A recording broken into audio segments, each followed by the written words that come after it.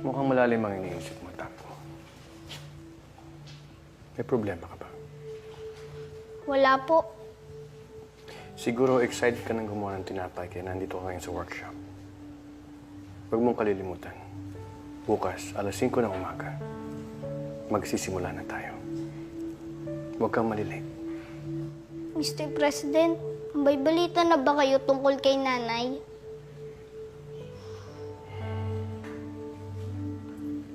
Wala pa. Pero huwag kang mag-alala.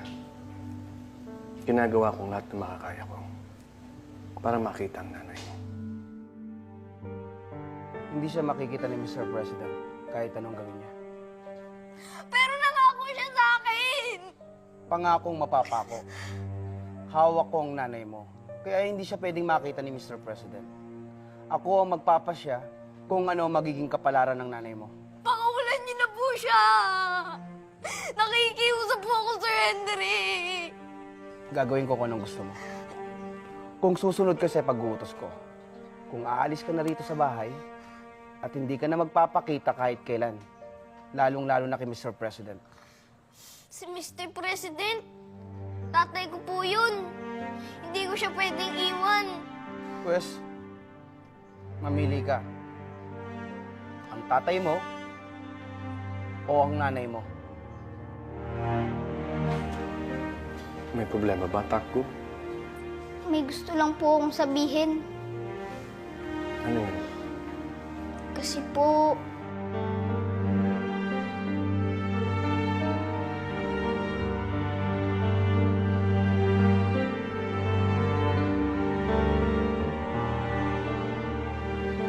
Naghihintay ako, Tapo.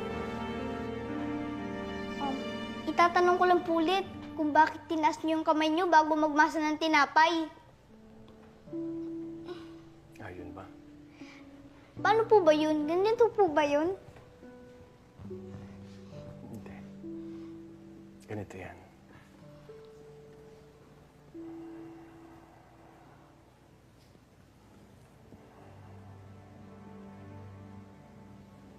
Dinadama ko ang humidity. Pag sobrang baba nito, magiging matigas ang tinapay. Pag sobrang taas naman, magiging masyado malambot ang tinapay. Kaya kailangan, eksakto lang ang humidity para makagawa tayo ng tamang luto ng tinapay. Ganun po pala yun? Tama si Omoni. Espesyal ka talaga, Tapo. Ikaw ang nagmana ng lahat ng katangian mo. At ikaw rin ang pinakamabait sa aking mga anak. Kaya naman ikaw ang pinakapaborito ko sa kanila lahat. Anak. Kaya matulog ka na. At maaga tayo magsisimula bukas. Good night, Tapo.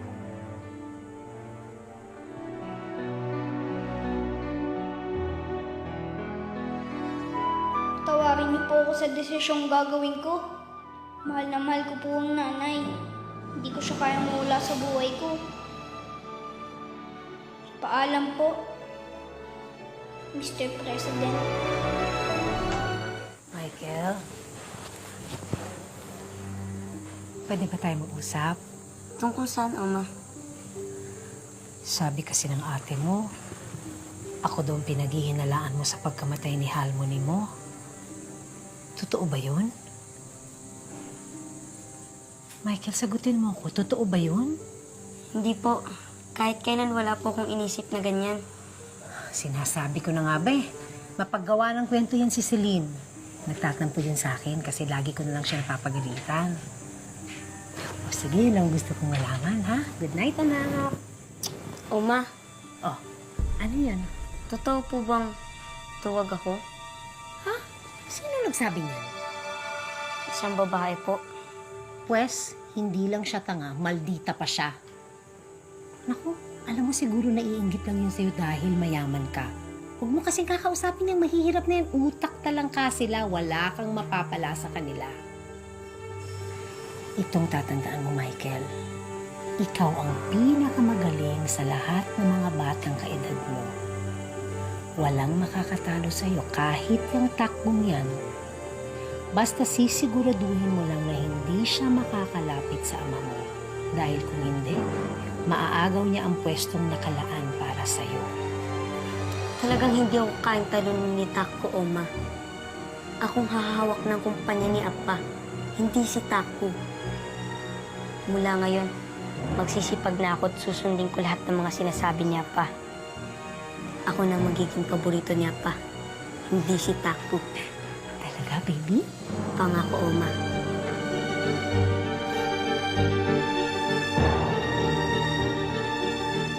Maswerte ka at ipinanganak ka sa mayamang pamilya. Pero kung wala na ito, ano pang meron ka? Wala na, Michael. Wala ka.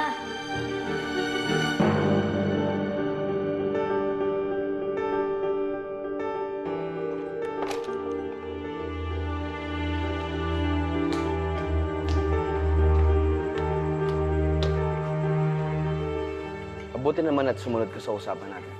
Pag ginawa ko po ba ito, talagang makikita ko ng nanay ko? Masyado kang makulit bata ka. Paulit-ulit ang tanong mo. Sinabi kong oo, di ba?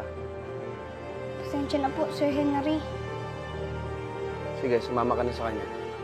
Hinihintay ka na ng nanay mo. Alam niya darating ka. Maraming salamat po, Sir Henry.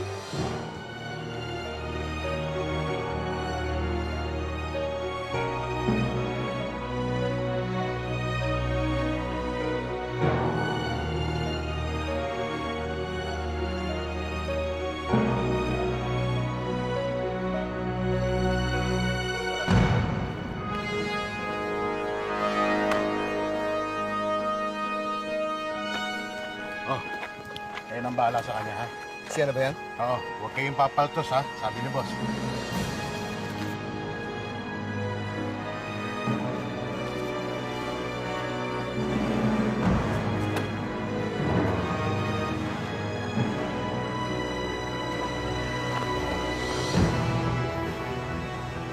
Nasaan ang nanay ko? Sinong nanay sinasabi mo? Anay, marami rito. Niloloko niyo ako? Nahalata mo rin pala. Ispatsay na!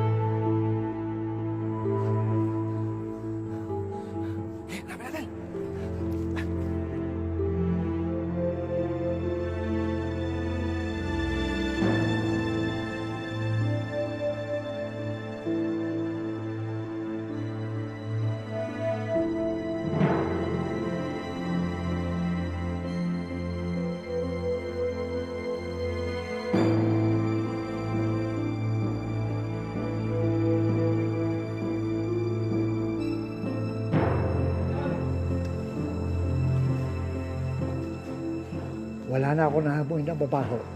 Halika na, lumabas ka na. Salamat po.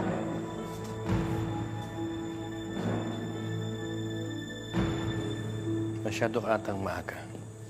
Wala pang alas 5. Sigurado ko, excited ka na.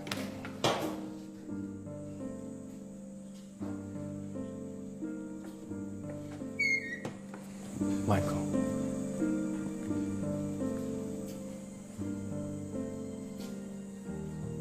Anong ginagawa mo dito? Gusto ko pong matutong gumawa ng tinapay. Turuan niyo po akong gumawa ng masarap na tinapay.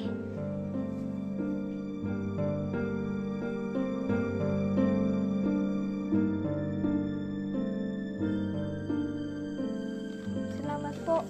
Nawawala pa lang nanay mo. Opo, dinukot po siya ng lalaking may tatong windmill sa braso. Oo, naikwento mo na yan sa akin kanina. Alalang-alala nga po ako sa kanya eh. Sana naman po, nasa mabuti siyang kalagayan.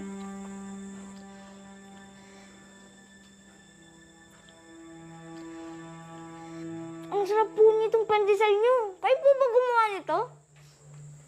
Paano mo nalaman? Paano niyo po kasing tatay ko na marunong din mag-bake? Nakakatuwa kang bata ka, ha? Bukod sa napakagalang mo, abi, ang lakas ng pangamoy mo. Opo, malakas po talaga ang pang-amoy ko. Tulad po ng mga kahon yun. Parang amoy ng keso sa sobrang tapang. Parang amoy dumi ng hayop. Grabe talaga yung lakas ng pangamoy mo ah. Alam mo bang, yung mga yon, doble-doble ang pagkakabalot. Hindi yung basta na amoy ng ordinaryong ilong. Talagang pinahahanga mo ko. Salamat po ulit, Lolo. Hahanapin ko na po ang nanay ko. Ikaw lang? Mag-isa lang? Opo, mag-isa lang po ako. Kaya dapat ko pong hanapin ang nanay ko para may kasama po ako. Ayoko pong habang buhay na mag-isa. Sige, umayo ka at naway patnubayan ka ng Diyos. Lolo, totoo po bang ang mabubuting tao pinagpapala ng Diyos? Kung iyan ang paniniwala mo, yan ang mangyayari sa buhay mo. Lahat yan ay nakasalalay sa kung paano mo tinitingnan ang mundong ginagalawan mo. Paniniwalaan ko po yun. Panghahawakan ko po. Pag naging mabuti po ako, patuloy po akong pagpapalain ng Diyos. At balang araw, mahahanap ko na po ang nanay ko. Teka, ano nga ba pangalan mo? Takgo po. Gu? Opo, ang ibig sabihin po ng tak ay mataas. Ang ibig sabihin naman po ng gu ay magliligtas. Pag pinagsama, tak, gu, mataas at tagapagligtas. Sige, Takgo, humayo ka. At sana magkita na kayo ng nanay mo. Salamat po. Salamat po sa pandesal. Mashita, masarap, delicious!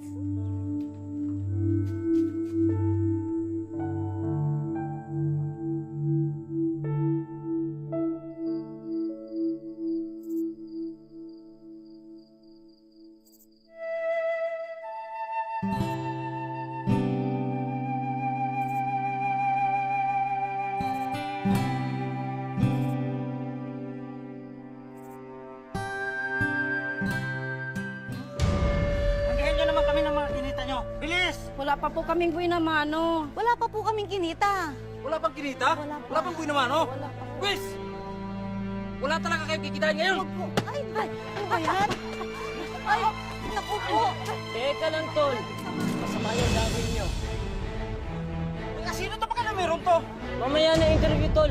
Pagkatapos ko kayo turuan ng leksyon. Leksyonin mo mukha mo!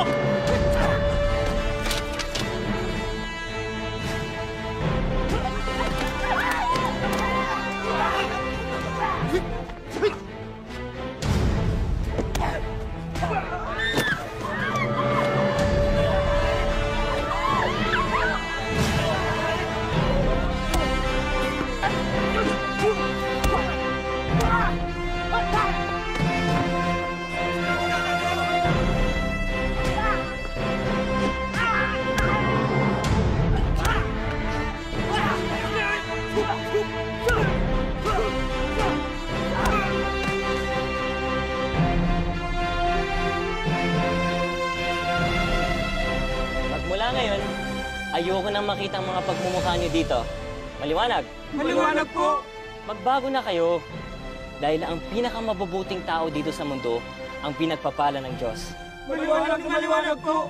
Ngayon, kung sino man sa inyo ang may makitang lalaki na may windmill tattoo sa braso, sabihin niyo agad sa akin. Maliwanag po! Inagago niyo ba ako? Hindi po! Boss, pwede na ba magtanong? Ano po pangalan mo?